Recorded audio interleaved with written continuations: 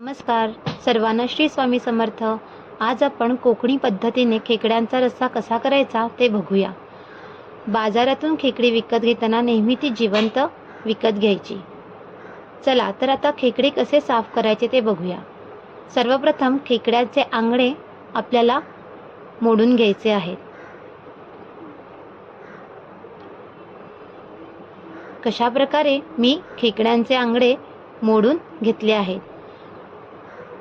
खेकड्यांना स्वच्छ पाण्यामध्ये साफ करून घ्यायचे। खेकड्यावरील माती, वाळू स्वच्छ धुवून घ्यायची।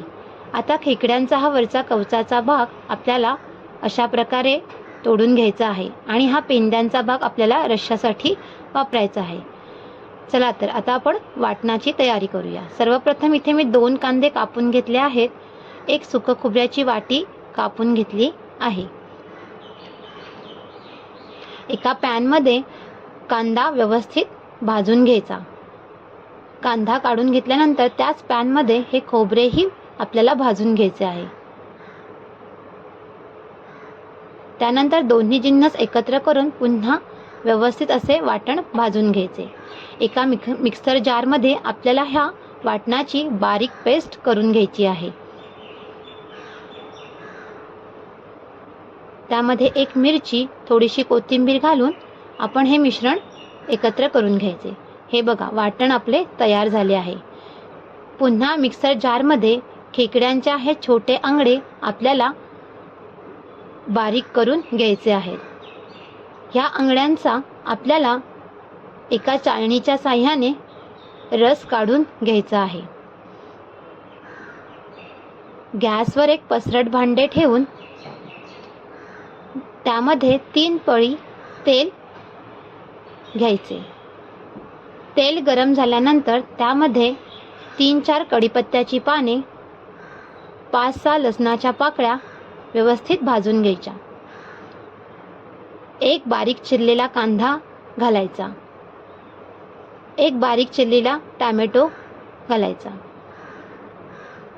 थोडीशी कोथिंबीर घालून सर्व मिश्रण एकत्र करून घ्यायचे।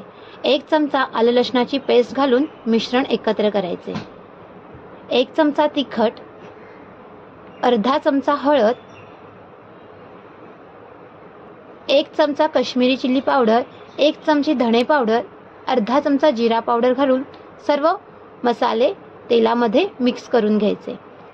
त्यानंतर आपण जे वाटण तयार केलेले ते वाटण ह्या मिश्रणामध्ये घालायचे आणि वाटण तेलामध्ये व्यवस्थित परतून घ्यायचे। त्यानंतर त्यामध्ये खेकडे घालून सर्व खेकडे मसाल्यामध्ये व्यवस्थित मिक्स करून घ्यायचे। सर्व मसाला हा त्या खेकड्यांना लागला गेला पाहिजे। त्यावरती झाकण ठेवून 5 मिनिटं वाफ काढायची।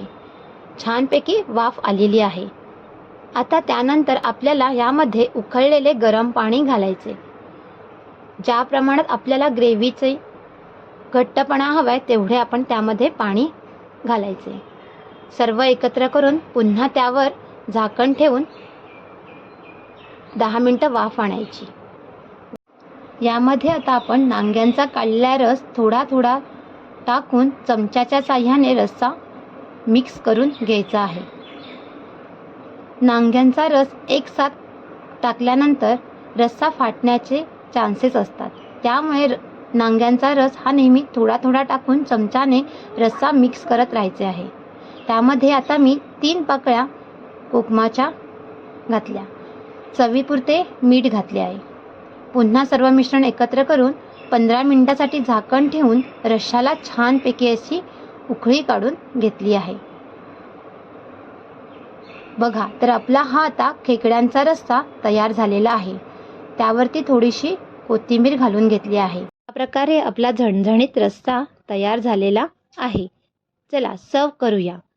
तुम्हाला अगर माझी ही रेसिपी आवडली असेल तर माझ्या चॅनलला लाईक, शेअर, सबस्क्राईब करा। पुन्हा भेटूया एका नवीन रेसिपी सोबत। धन्यवाद।